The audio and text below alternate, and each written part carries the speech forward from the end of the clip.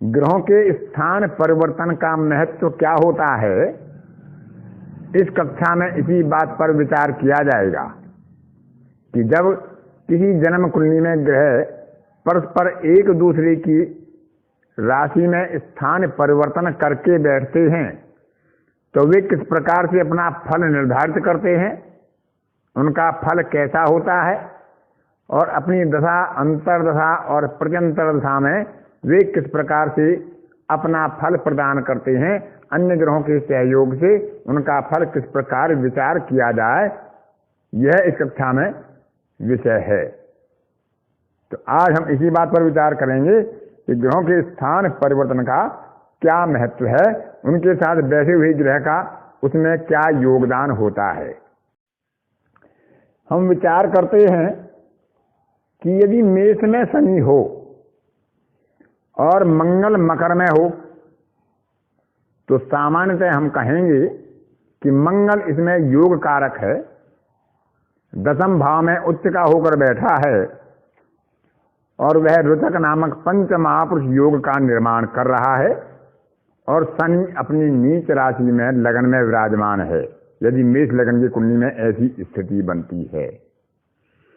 लेकिन क्योंकि शनि और मंगल में स्थान परिवर्तन है तो यहाँ शनि को लाभ होगा, मंगल को हानि होगी। स्थान परिवर्तन का अर्थ है कि मंगल उच्च से अपनी मूल त्रिकोण मेष में आ जाएंगी, उनकी उच्चता कम हो जाएगी, वह मूल त्रिकोण में होने का फल प्रदान करेंगे और शनि जो अपनी नीच राशि में विराजमान थे वह अपनी स्वराशि का फल देंगे, दशम में आकर दशमेत होने का, दशम भाव में बैठने का फल देंगे। लगन में मंगल आ जाएगा, मंगल का रुचक नामक पंच महापुरुष योग तो बनेगा लेकिन वो दशम भाव से नहीं लगन से बनेगा। तो इस प्रकार हम विचार करेंगे कि मेष में शनि है और मकर में मंगल है तो मंगल मेष का फल देगा और शनि मकर में होने का फल देगा। इसी प्रकार यदि कर्क में मंगल हो, वृश्चिक में चंद्रमा हो तो दोनों अपनी अपनी नीच राशियों में हैं लेकिन स्थान परिवर्तन किए बैठे हैं। तो इस प्रकार मंगल वृश्चिक में होने का फल देंगे और चंद्रमा कर्क में होने का फल देंगे। सूर्य मेष राशि में विराजमान हो, सिंह में मंगल हो तो दोनों में परस्पर परिवर्तन है, इसलिए दोनों अपनी अपनी मूल त्रिकोण का फल देंगे, जबकि दोनों यहाँ पर अपनी मित्र राशियों में हैं। यहाँ दोनों ग्रहों को लाभ होगा, दोनों अपनी मित्र राशियों से हटकर अपनी मूल त्रिकोण में होने का फल प्रदान करेंगे। यदि कर्क में गुरु है और धनु में चंद्रमा है तो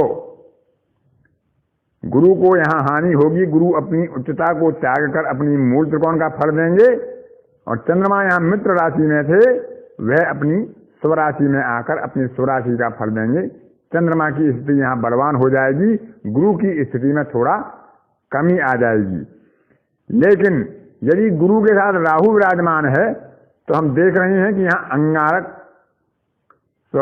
नहीं, गुरु चांडाल योग बना हुआ है। लेकिन जब इनमें स्थान परिवर्तन हो रहा है तो यहाँ चंद्रमा आ जाएंगे और मूल त्रिकोण में गुरु पहुंच जाएंगे धनु में, तो यहाँ गुरु चांडाल योग ना बनकर चंद्र और राहु का ग्रहण योग बन जाएगा। तो चंद्रमा को यहाँ राहु के होने से हानि होगी, गुरु की राहु के साथ यहाँ युति कारगर नहीं मानी जाएगी, गुरु उस राहु की युति से मुक्त हो जाएंगे। तुला में शनि हो, मकर या कुंभ में शुक्र हो तो शुक्र अपनी राशि में आ जाएंगे अपनी मित्र राशि छोड़कर, और शनि जो तुला में उच्च थे वो अपनी उच्चता छोड़कर अपनी मूल त्रिकोण में या अपनी स्वराशि का फल देंगे। चंद्रमा वृष में हो और कर्क में शुक्र हो और उसके साथ राहु हो तो शुक्र तो अपनी वृष राशि में आ जाएंगे स्वराशि में, चंद्रमा भी अपनी स्वराशि में पहुंच जाएंगे, लेकिन चंद्रमा के साथ राहु का ग्रहण योग प्रभावी हो जाएगा, जबकि चंद्रमा के साथ राहु वृष में नहीं था।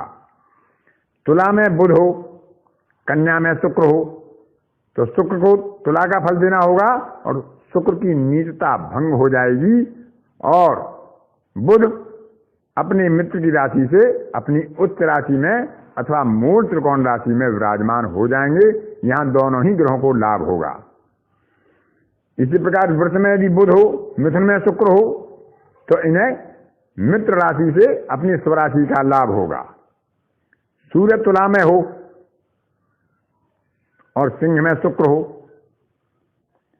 तो सिंह में शुक्र है तो वह अपनी शत्रु राशि में है, उससे वह अपनी स्वराशि में आ जाएगा, उन्हें भी लाभ होगा। और सूर्य जो तुला में नीच राशि में थे वह अपनी मूल त्रिकोण में आ जाएंगे, उन्हें ज्यादा लाभ होगा।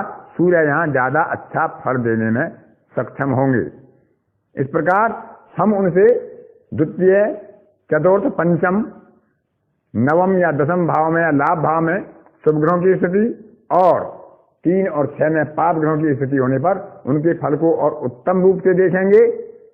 यदि उनके 3, 6 में शुभ ग्रह आ जाएंगे और धन भाव में, केंद्र और त्रिकोण में पाप ग्रह हो जाएंगे तो उनका फल खराब हो जाएगा।